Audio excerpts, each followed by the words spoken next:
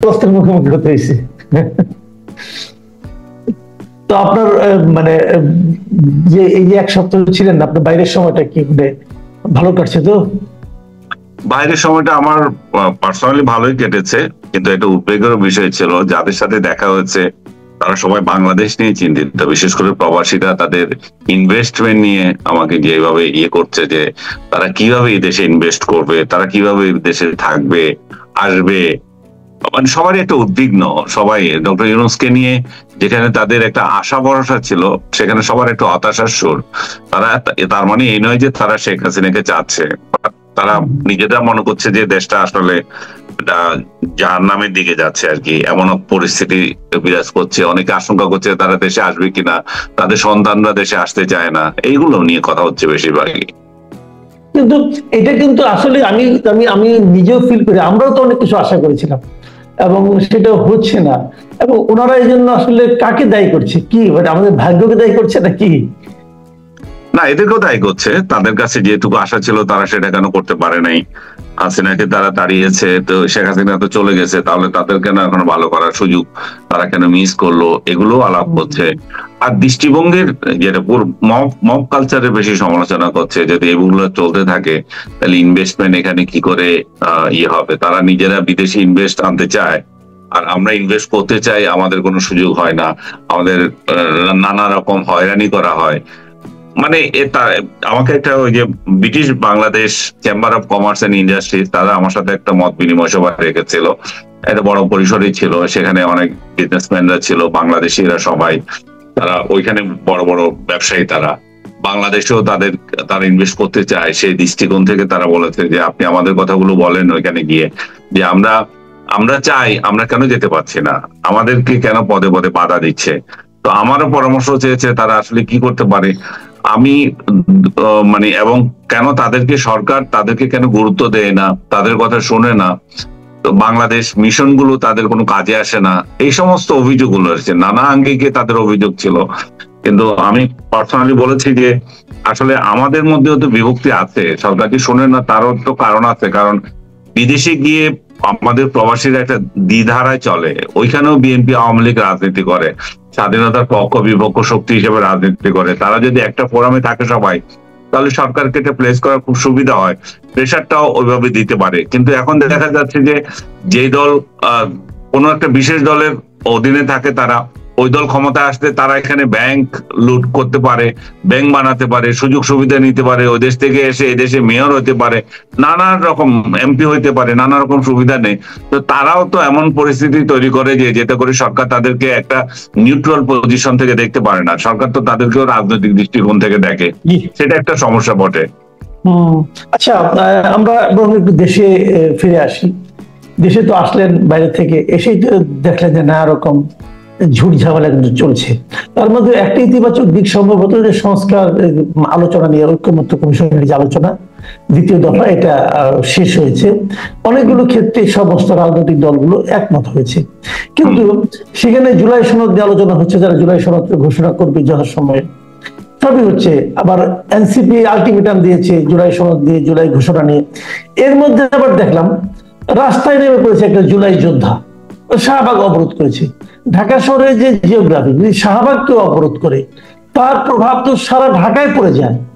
তো এটা কেন আপনি এটাকে আপনি কিভাবে দেখছেন, এটা কেন হচ্ছে ভাই? এটা তো ওই মব কালচার, সেই মব যেদিন থেকে শুরু হয়েছে, 32 নম্বর ভাঙা, তারপরে আনসারদের পিটানো, যখন তখন আপনার সচিবালয় চলে যাওয়া, তারপরে আপনার তাদের অটো পাস দেওয়া।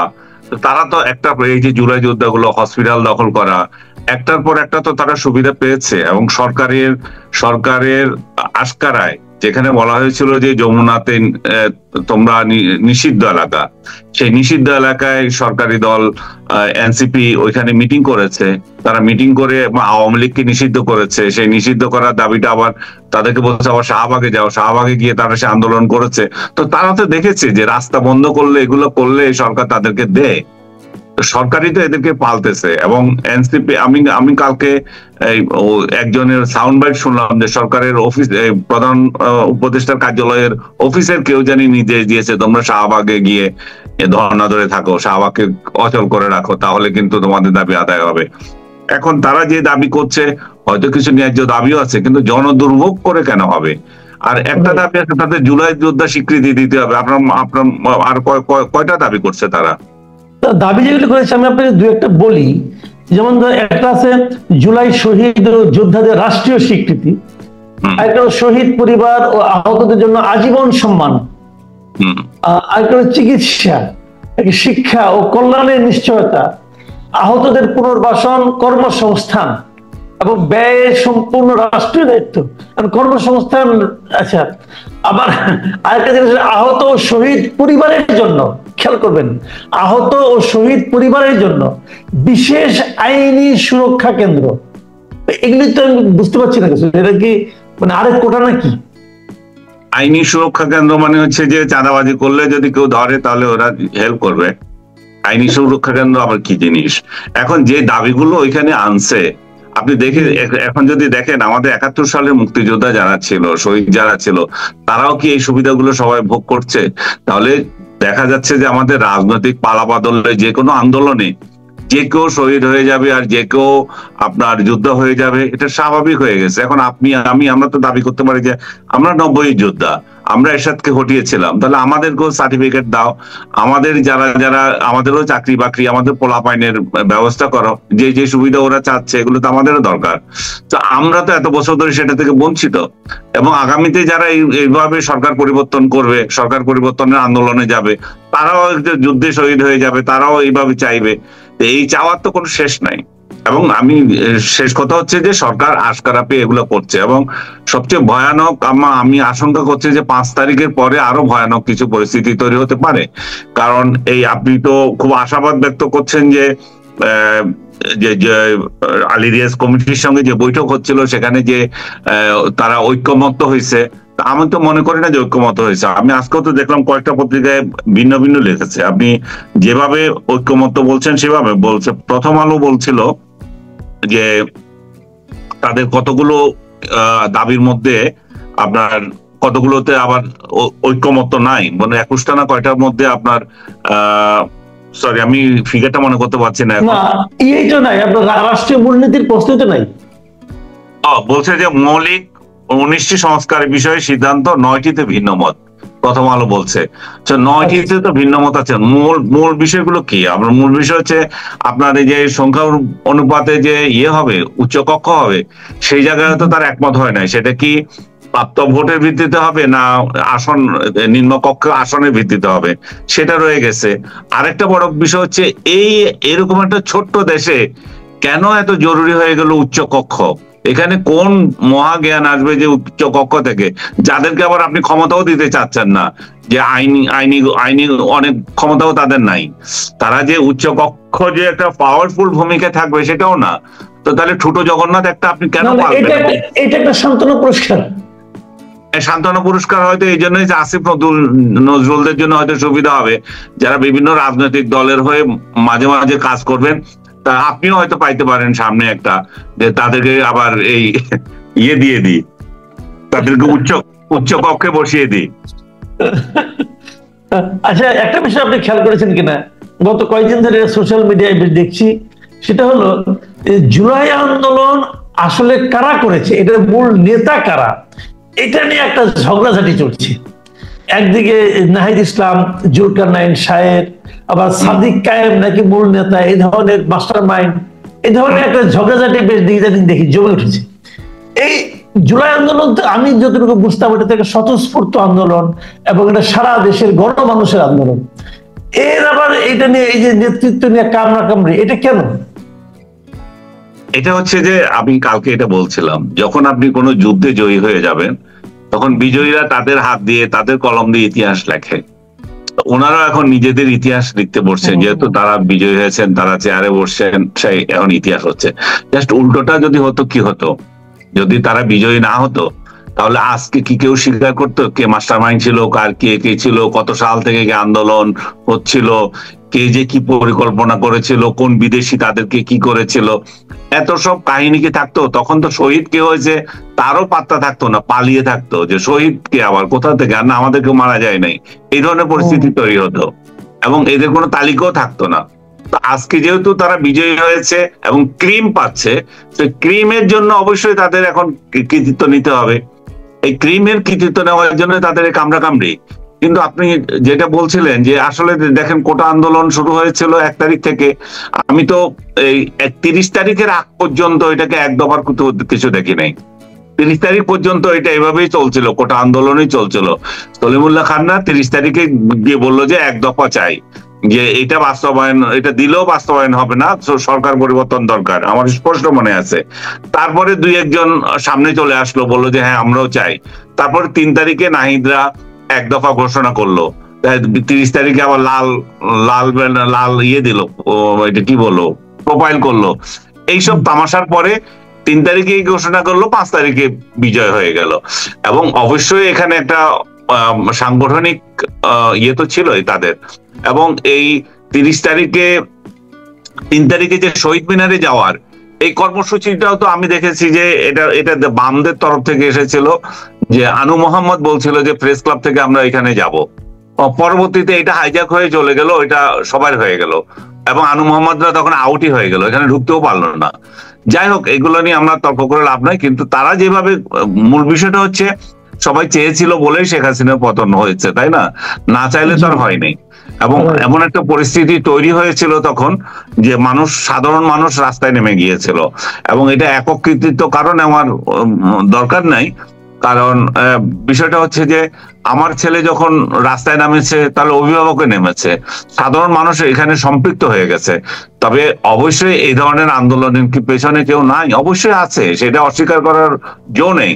এবং এটা অপ্রিয় হলেও নাহিদদের বিষয়ে আমি বলতে চাই যে জামাতে ইসলাম যে দাবি করছে, জামাতে ইসলামের যে নায়েবে আমির যে দাবি করছে তাদের সাথে সম্পর্ক ছিল, তারাই আন্দোলন করেছে, এটা আমি বিস্তারিত হয়তো আরো একদিন বলবো। কিন্তু এই দাবিটা সত্য, কারণ তারা দেখেছে যে 2014 যে আন্দোলন করেছিল, জঙ্গি আন্দোলন জামাতের নেতৃত্ব হয়েছিল, সেগুলো ঢাকার বাইরেই ছিল।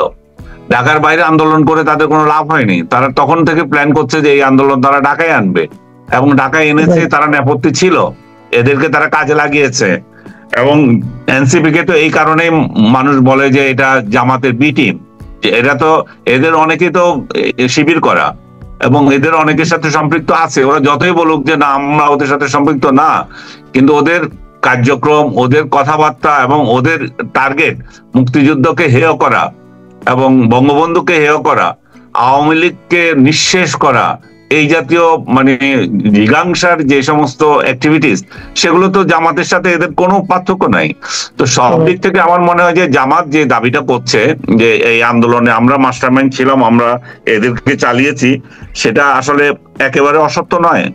এখন শিবির যে এখানে ভূমিকা রাখে না তা নয়, শিবির যে সমস্ত আন্দোলন যে স্টাইল হয়েছে, আমার স্পষ্ট মনে আছে যেদিন যাত্রাবাড়িতে এই আগুন ধরিয়ে দিয়েছিল, আমি ফেসবুকে লিখেছিলাম যে এটার সাথে ওই আন্দোলনের মিল আছে, এরাই এর সঙ্গে জড়িত। অনেকে আমাকে এই যে জামাত শিবিরের বা আন্দোলনের, তখন এই আন্দোলনের সাথে অনেকে আছে, তখন আমাকে আক্রমণ করেছে যে না আপনি মিথ্যা কথা বলছেন, আপনি এখানে জামাত শিবিরকে এনে দিচ্ছেন। এখন জামাত শিবিরই বলতেছে যে আমরা আড়ালে ছিলাম যাতে বাম এবং আদার্স আমাদেরকে না চিনতে পারে এবং এটাকে ব্লেম না দিতে পারে। এটাই সত্য, এবং হয়ে গেছে আন্দোলন। এখন কৃতিত্ব নিয়ে কামড়াকামড়ি হবে, এটা তো স্বাভাবিক। আচ্ছা, আমরা শেষ প্রসঙ্গে চলে এসেছি। একটা আপনি খেয়াল করেছেন এর মধ্যে প্রেস সেক্রেটারি উনি একটা কথা বলেছেন যে আগামী 4-5 দিন খুবই ক্রুশিয়াল আমাদের জন্য। আবার এর পাশাপাশি গতকালকে আমরা একটা জিনিস দেখলাম যে সেনা দপ্তর থেকে একটা ব্রিফিং করা হলো। সেই ব্রিফিং এ তারা বললো যে নিষিদ্ধ ছাত্রলীগ আওয়ামী লীগ নেতাকর্মীদের গোপন বৈঠক ঘিরে 22 জনকে গ্রেফতার করা হয়েছে এবং একজন সেনা কর্মকর্তাকে গ্রেফতার করা হয়েছে। বাট আমি ইন্টারেস্টিংলি খেয়াল করলাম যে মোটামুটি সব মিডিয়াতেই এই গোপন বৈঠকটাকে ইনভার্টেড কমার মধ্যে রাখা হয়েছে, যেটা যেরকম আমরা আগে দেখতাম যে র্যাবের সঙ্গে বন্দুক যুদ্ধ। তো এখন এই গোপন বৈঠকের সত্যতা নিয়ে কি কোনো সন্দেহ অথবা কি জানি না, এই পুরো বিষয়টাকে আপনি আসলে কিভাবে মূল্যায়ন করবেন? মানে একটা আপাত দৃশ্য, মানে একবার খোলা দৃষ্টিতে দেখলে আওয়ামী লীগ আমলে যেরকম জামাত শিবিরের লোকজন কোথাও মিটিং করতো, তারপরে কয়েকটা বইটই দিয়া এদেরকে গোপন মিটিং এ এদেরকে ধরা হয়েছিল, সেই একই স্টাইলের একটা বৈঠক আওয়ামী লীগের সমর্থকরা হয়তো করেছে ওইখানে, এবং তারা গেছে, তাদের রাজনৈতিক পরিচয় অবশ্যই আওয়ামী লীগের সাথে আছে, নতুবা তো এভাবে বলতো না, আছে একজন সেনা সদস্য হয়তো সেখানে গেছে। কিন্তু যে গল্পটা বানানো হয়েছে যে ওই সেনা সদস্য সেখানে ট্রেনিং দিচ্ছে, ওই ট্রেনিং ওই একদিনের বৈঠকে ট্রেনিং দিয়ে দিচ্ছে, এইটা হচ্ছে বাড়তি মশলা, যেটা যেটা যেটা পুরো গল্পটাকে একটা ফালতু বানিয়ে দিয়েছে। এটা বলতে পারে যে বিগত সরকারের সমর্থক কিছু লোক এক জায়গায় মিলিত হয়েছে, তারা কি করবে, তারা কর্মপন্থা নিতে, তার স্বাভাবিক কর্মবন্ধ করতেই পারে, তারা তো রাজনীতির সঙ্গে জড়িত আছে যেহেতু, তারা তো চাইবে এই সরকারকে ফেলে তারা কিভাবে ক্ষমতা আসবে, তারা কিভাবে সার্ভাইভ করবে সেগুলো করার। কিন্তু এইটাকে যদি বানানো হয় যে গোপন বৈঠকে সশস্ত্র সংগ্রামের জন্য তাদেরকে ট্রেনিং দিচ্ছে একজন অফিসার নিয়ে, সেটা আমার কাছে বাড়তি মনে হয়, এবং সেই জন্যই হয়তো অনেকে ইনভার্টেড কমার মধ্যে রাখছে। আর ইনভার্টেড কমার মধ্যে তো রাখবেই। আরো সন্দেহজনক হচ্ছে যে আপনাদের এত গোপন বৈঠক আপনারা পেয়ে গেলেন, সেটা এতদিন পরে কেন এটা উদ্ঘাটন হচ্ছে? এতদিন পরে কেন? আপনি এটা 8 জুলাইয়ের ঘটনা না 9 জুলাইয়ের ঘটনা, এই আপনি 8 জুলাই শেষে এসে বর্ণনা করছেন কেন? ওটা তো আগেই করতে পারতেন যে গোপন বৈঠক হচ্ছে, আমরা ধরে ফেলছি। তো এই অন্য কোনো মশলা পাকানো হচ্ছে, হয়তো আওয়ামী লীগের উপর আবার বড় কোনো অভিযান চালানোর জন্য হয়তো কোনো ইয়ে হচ্ছে, মানে গুটি পাকানো হচ্ছে। যারা এখানে জড়িত ছিল তারা যদি, আমি তো মিটিং করার অধিকার আমার তো আছে, আমি আমি আমি যেই দলেরই সমর্থক হই, আমি কোনো জায়গায় মিটিং করতে পারবো না? আমি মিটিং এ সেখানে কি করেছি সেটা হচ্ছে বিষয়। একটা কমিউনিটি সেন্টারে কিভাবে মিটিং করলে সেখানে কিভাবে ইয়ে হয়, সেখানে কিভাবে এটা কি বলে ট্রেনিং হয়ে যায় এবং সশস্ত্র কিছু হয়ে যায়।